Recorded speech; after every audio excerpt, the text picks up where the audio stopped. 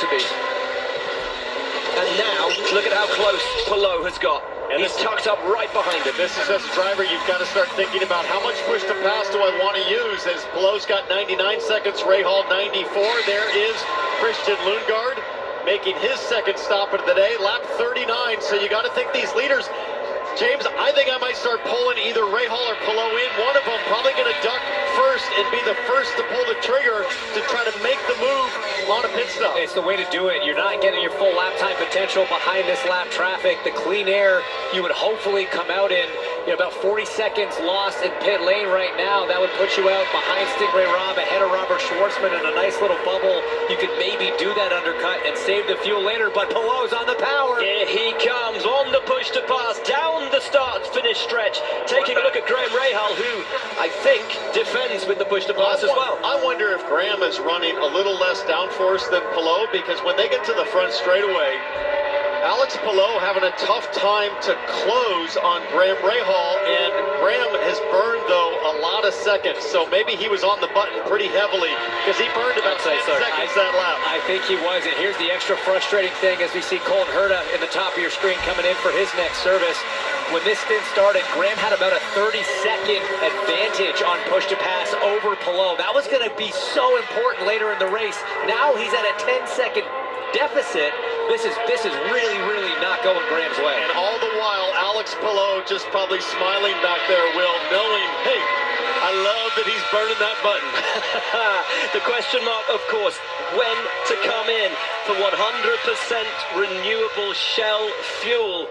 You want to try and stay out as long as you can. You want to try and make these stints last as long as you can, so that you don't have to pull 2 long stints at the end of this race, but all the time aware that the undercut has been the strategy to employ all the way through today. Who dares blink first between Rahal and Palou? Rahal down now to 71 seconds on the push to pass. Palou now with 24 to the good over his rival. I know Graham Rahal wants to stay in the lead. He wants to win this race, but you also have to discipline yourself to make sure you've got push to pass as you get to the closing phases, as Scott McLaughlin elects to come in lap 41 for his second stop. And this will be key, guys, because he was running just off the back of this train here. If they cannot keep pace because they're stuck behind Abel, what can McLaughlin do? There is every chance McLaughlin could emerge ahead of these 2 drivers as Christian Lundgaard serves a penalty for improper process down there on pit lane.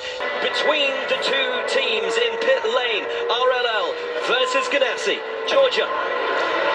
The progression for Graham Rahal, sticker softs, sticker hards, and now a set of used softs for the 15. They're copying Alex Palou. They're going to put those tires on, fill it up with the Shell Renewable Race Fuel, and get underway.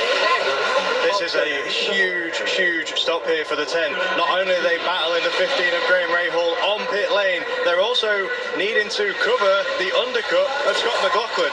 A set of brand new hard compound tyres there. It's not the fastest stop I've seen out of the 10, but it's pretty good. I think that's Graham who's just beat him out. So Palou gets going once again, almost alongside him, but they come in that order. They leave in that order. Rahal just ahead of Palou. But guess who's coming? Scott McLaughlin side by side there with Colton Herta, and importantly, Colton Herta passing the guy who's trying to make it work on the undercut. And that's a guy a lap down, messing with a guy fighting for the race win. I don't love that. Not a great look, but Colin just trying to do his thing. Graham has the tire advantage with the soft tires to Palou's hard. But James, if Colton Herta can pass these 2 cars, he's back on the lead lap. I understand him wanting to press right now. If a yellow came out, Colton Herta would be back in the mix. A change you might not love it, but you could hear the crowd applauding and cheering that an American pass Palou. One more car and Colton Herta is back on the lead lap. I know it came at the expense of Scotty Mack on his undercut, but Herta has the pace right now on the softer tire. And Palou will try and use that slip. Slower tire to close things out, just like Graham Rahal will be dealing with. And Scott Dixon, you were saying, does have the new soft. He's got new softs and Sticker softs. he's got the same setup, presumably, as his teammate Alex Palou. If this guy is on, certainly in the top 5, it's not going to surprise me. A podium would be another Dixon miracle. Well, you can never discount Scott Dixon from the running. 54 laps of 85 run here at the Indianapolis Motor Speedway. Let's head down to pit lane. And as we set up for the last pit stop of the day, you guys touched on it a little bit. Graham Rahal, he's going to have to use a set of sticker hard tires. Go down the line a little bit. Kyle Kirkwood up from 21st to 6th, and Townsend, you said it, he also has a set of sticker hards. But right behind him, Scott Dixon, 16th to 7, and he has a pair of sticker reds left he can use. Jack.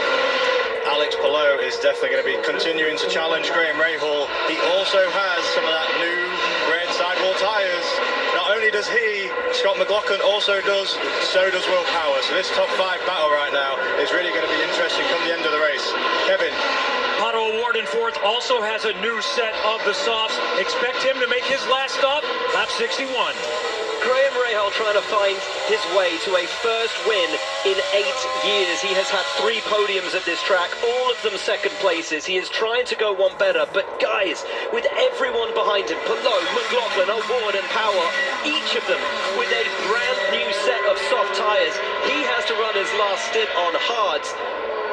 He is going to have to hold on, put in the drive of his life, not just to win this thing, but to hang on to a podium. He's got so much talent behind him, and he's got so much advantage behind him in terms of those drivers having those soft tires to use. And you look at somebody like Will Power, guys, he still has 116 seconds of push to pass. Wow. One of the fastest drivers in the history of IndyCar racing with horsepower to burn in the closing laps. This thing is going to go all the way down the line. 5 wins to Will Power's name so far. What chance of 6? And for as brilliantly as he's driven today, Graham Rahal, nothing.